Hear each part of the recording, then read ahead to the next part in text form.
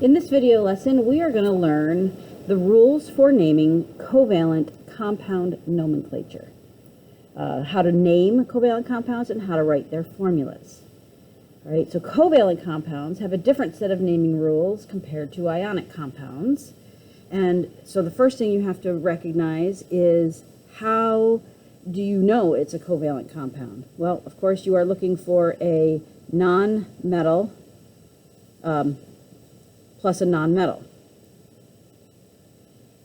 If it's an ionic compound, you are looking for a combination of a metal and a non-metal. So that's the first thing you have to recognize, is that these rules we're talking about today are for when you have a covalent compound, which is when you have two nonmetals, at least two nonmetals, bonded together. So in this type of nomenclature, you will use prefixes. And we're going to say that they are numeric prefixes. They are going to tell you how many of each atom is in the chemical formula. By numeric prefixes, we are talking about things like mono. Mono is a prefix that means the number one. The way you can remember that is that a monorail has one rail or one track. A little train, a little monorail train.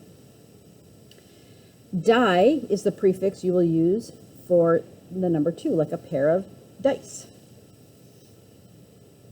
The prefix for three is tri, T-R-I, like a tricycle has three wheels, or a triangle has three sides. Four is, the prefix is tetra, and the way that you can remember this is that in the game Tetris, the shapes that fall out of the Tetris sky, all of those shapes are each composed of 4 blocks. Prefix of 5 is pent,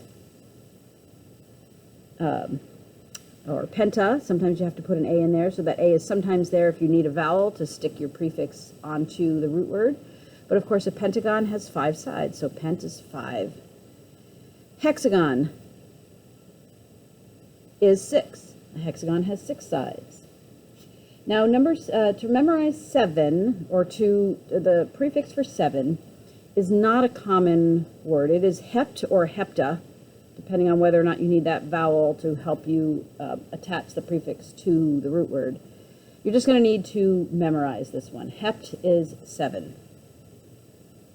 8 is oct or octa. For way to remember that, octagon or octopus has 8 sides or 8 legs. Non or nana sounds like 9. And dec or deca is 10. A decade has 10 years. All right, so you're going to need to know those prefixes. So let's start trying some of these. So starting here, the first thing you want to do is confirm you are indeed looking at a covalent compound, which sometimes is going to be referred to as a molecular compound, right? These are the same things. How do you know you're looking at a covalent compound? Well, like we said earlier, you are looking for a nonmetal bonded with a nonmetal. So, given the chemical name, write the formula. So we have a bunch of chemical names here. We're going to write the chemical formula here. So let's make that heading. And so the first thing you're going to do is, from the name, we're going to start by writing the element symbol for both elements. So carbon and dioxide. So I see carbon and I see oxide. So I know that I have C and O. Make sure that's a big O. If you make this a little o, that's cobalt. So we need carbon and oxygen. You're going to put them side by side, no real spaces between them. But then what we're going to do is we are going to place a subscript after each element according to its prefix in the name. So carbon, there's no prefix before the carbon, so you will assume that that is mono. So there's only one carbon here. I'm going to put a 1 here for emphasis, but ultimately 1s are understood and are not typically written. Dioxide, di means 2, so the chemical formula here is CO2. Phosphorus pentachloride. Start by writing the 2 element symbols. We've got phosphorus, which is P, and penta is the prefix, chloride is the element symbol, so PCl. The prefix in front of phosphorus, there is none, so that's mono, so that's one phosphorus. Penta means 5, so this is PCl5. Tetraphosphorus decoxide. So here I have a prefix of tetra, I have phosphorus, I have decoxide, so that's our prefix, and then oxide is the element. So I've got a phosphorus and I've got an oxygen. Tetra meaning 4, so I'm going to put a subscript of 4 on the phosphorus. Dec means 10, so I'm going to put a subscript of 10 on the oxygen. Dihydrogen monoxide. I've got di is my prefix. I've got hydrogen is my element. Mono is the prefix, and oxide is the element. So I've got H and O, and dihydrogen, so that's 2 hydrogens. Monoxide, that's 1. Okay. So that's how you, and notice, the other thing I should point out here is that the order of the elements listed in the name is the order of the elements that you will write them in the formula. So now let's flip it. I'm going to give you some chemical formulas, and we have to figure out the name. So given the chemical formula, write the name. First, we're going to write the element name for both elements. Okay, and what we have to remember here is that the second element gets the "ide" ending. Okay, the first element stays the element name. The second element is going to get the "ide" ending. Okay, so then what we're going to do is place a prefix before each element name according to the subscript. The exception is that the word mono, the prefix mono, is never used for the first element. Okay, so let's start by looking at an example. BR308. BR308. We're going to start by writing the element names, giving ourselves room for prefixes. So the first element is bromine. Okay, so I'm leaving some room for a prefix, but I'm writing the element Br is bromine, not changing the ending of that name.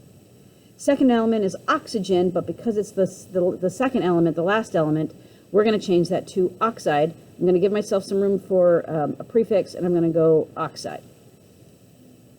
So I've got 3 bromines, so that's tribromine. I've got 8 oxygens, so I am going to call this oxide. And there you go, tribromine oxide. CO. Let's start by naming the 2 elements. Carbon is the first element. I don't change the name of that element. I leave it as it is. Oxygen is the second element, but because it's the second element, it's going to be oxide. Now there's one of each. So if I have if the first element, there's only one of them, the convention is not to put mono here. It's understood. But the second element, if there's only one, we will use the mono. So this is going to be monoxide, carbon monoxide, which you recognize likely as a common compound. NO, we've got nitrogen, and we've got oxide, one of each. So this is nitrogen monoxide. All right. Now, what I haven't been doing with you as I go through these examples is I haven't asked you to verify that these are indeed covalent compounds. Bromine and oxygen, both nonmetals, so using these rules made sense. Carbon and oxygen, both nonmetals, so we used these naming rules. Again, nitrogen and oxygen are both nonmetals, so this is covalent, and we will use the prefixes to name these compounds. But here, note, this is ionic. This is metal and a nonmetal, so we do not use prefixes. And we just have to name this according to the previous rules we learned, which for this one is just calcium chloride. So be careful. Sometimes you're going to find that these examples get mixed up a little bit, and you will have to, for each example, have to really look at the formula and decide if it's ionic or covalent, and then name accordingly. All right, so, and of course this is ionic, we recognize it because we have the metal, which is calcium, and we have the non-metal, which is chlorine. So that's how we know that one. Lastly, we have N2O4. This is covalent. Both of these are nonmetals. So the first element is nitrogen. The second element is oxygen, but we're going to change that to oxide. So 2 nitrogens, so I have to say dinitrogen. 4 oxygens, so we have to say tetroxide. Dinitrogen tetroxide. All right, there you have it. You have learned the naming conventions and how to write formulas for covalent compounds, which you will have to be sure to recognize for compounds that only contain nonmetals. All right, that's it for this lesson. I'll see you back in the classroom.